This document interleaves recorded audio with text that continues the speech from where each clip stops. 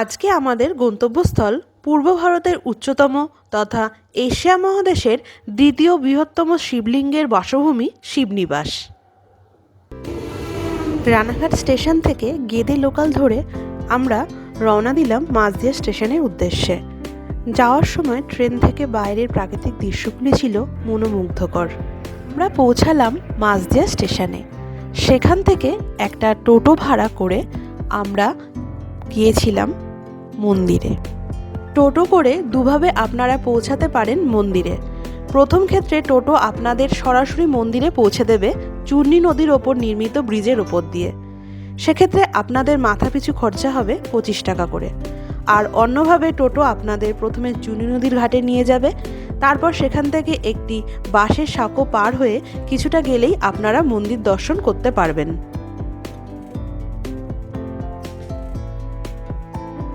আমরা টোটো করে সরাসরি মাথাপিছু 25 টাকা ভাড়া দিয়ে পৌঁছেছিলাম মন্দিরে। যাওয়ার সময় এই ব্রিজটা পড়েছিল। ব্রিজের নিচে বয়ে চলেছে চূর্ণী নদী। মন্দিরের কাছেই মন্দিরে পুজো দেওয়ার জন্য সামগ্রী বিক্রি হচ্ছে। আপনারা পুজো দিতে চাইলে সেখান থেকেও সামগ্রী নিয়ে নিতে পারেন। মন্দিরের কাছাকাছি পৌঁছালে চোখে পড়ে সুউচ্চ রাজরাজেশ্বর মন্দিরটি। এটি বুড়ো শিবের মন্দির নামেও পরিচিত। 1754 খ্রিস্টাব্দে অর্থাৎ 1676 শকাব্দে মহারাজা কৃষ্ণচন্দ্র এই শিব মন্দিরটি নির্মাণ করিয়েছিলেন। এই মন্দিরটির উচ্চতা 120 ফুট। খাড়া দেওয়ালের প্রতি কোণে মিনার ধরনের মোট 8টি সরু থাম দেখতে পাওয়া যায়। মন্দিরের ভিতরে পূর্ব ভারতের উচ্চতম কোষ্ঠীপাথর নির্মিত শিবলিঙ্গ রয়েছে। এর উচ্চতা 9 ফুট। এই শিবলিঙ্গের নাম রাজরাজেশ্বর।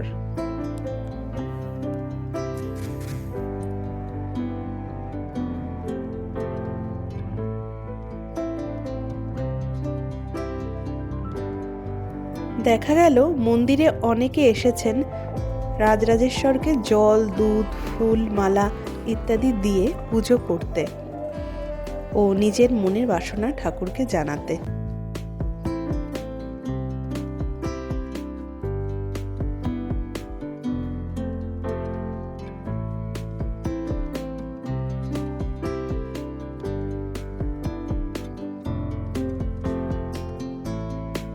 রাজরাজেশ্বর মন্দিরের পূর্ব দিকে 60 ফুট উঁচু 4 চালার একটি মন্দির রয়েছে। এটি রাজ্ঞীশ্বর মন্দির নামে পরিচিত। এর ভেতরে শিবলিঙ্গ রয়েছে যার উচ্চতা 7 ফুট। এই মন্দিরটিও 1754 সালে তৈরি হয়েছিল।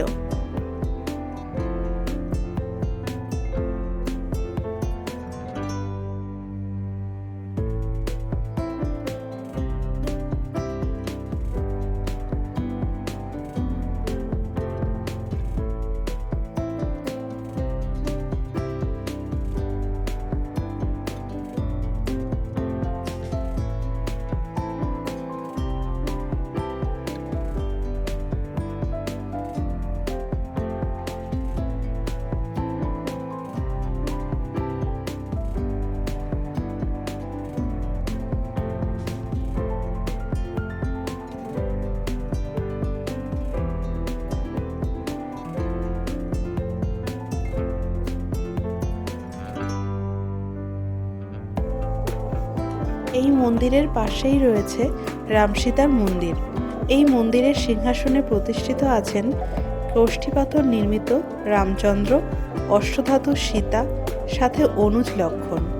এছাড়া শিব, কালী, গণেশ, সরস্বতী ও শ্রীকৃষ্ণের প্রাচীন মূর্তিও এখানে প্রতিষ্ঠিত। এই মন্দিরটি তৈরি হয়েছিল 1762 সালে।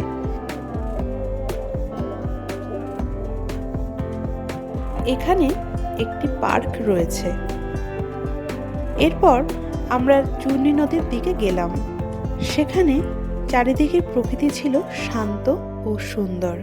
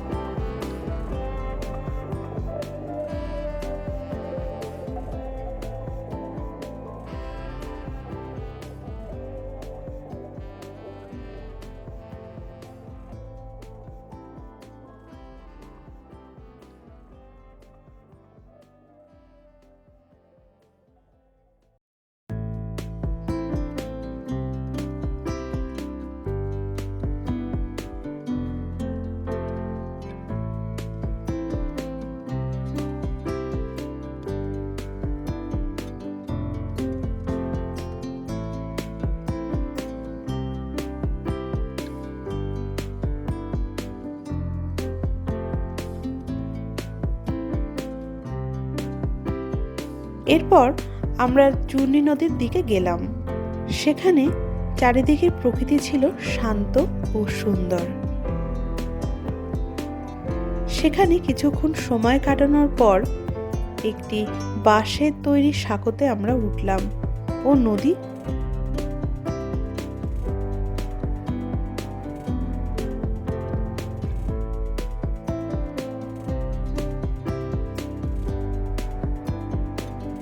এরপর সোজা সাঁকো পেরিয়ে একটি টোটো ভাড়া করে আমরা পৌঁছালাম মাঝদিয়া স্টেশনে।